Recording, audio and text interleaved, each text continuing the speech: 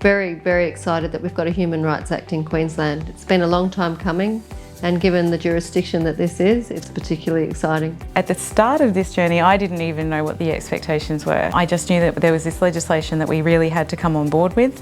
We're often time poor and it feels like something extra you've got to do. Another thing that you have to add to your staff members, it's actually not, you're actually helping them by giving them tools to help them do their jobs better. It's actually been a godsend, given them a tool to absolve themselves of some of that responsibility where they're holding themselves absolutely accountable for what happens to the people that are standing in front of them.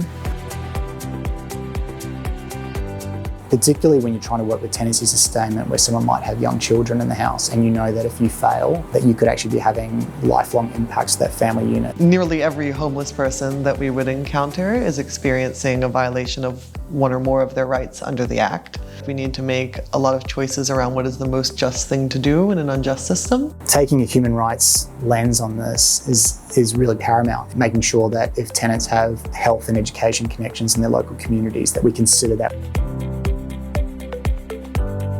What it meant and the changes that had been made, we came to realise that individually as workers and wholly as an organisation, we have actually been working from a person-centred and human rights focus. It's just never had some boundaries or some guidelines around it. There's never been a framework for it. It lets us hit the pause button and say, well, this is what we can do.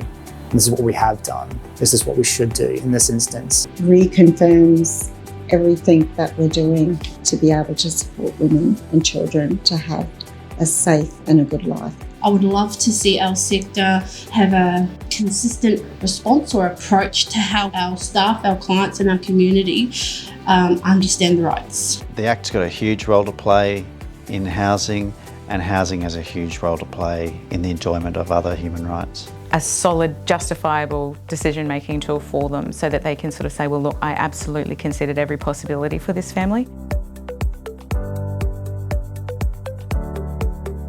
It could be more about raising the questions and being curious. It'll be really useful when we go outside of SHAC that we will have the right language so that it leads to something positive. So when organisations are making strategic decisions, they often think of finances and they think of reputation and do we have the human resources to deliver this? But the human rights side of things is actually really important because it will underpin the whole strategy and whether it be effective and successful. To reinforce that change around human rights, if we can see that someone is clearly not having their rights met, how do we advocate? How do we have a discussion about what you can do? If our staff are informed, then we can inform our clients. It makes decision makers actually look at alternative ways of doing things that are going to be less impactful on the person. That's really where the Act does its heavy lifting, shifting the culture towards a human rights-based culture. It's more to work with since this Act has come into our jurisdiction than before. It seems to make it more real in Queensland on a day-by-day basis. A tool that takes into account at which point of the decision making we will be potentially enhancing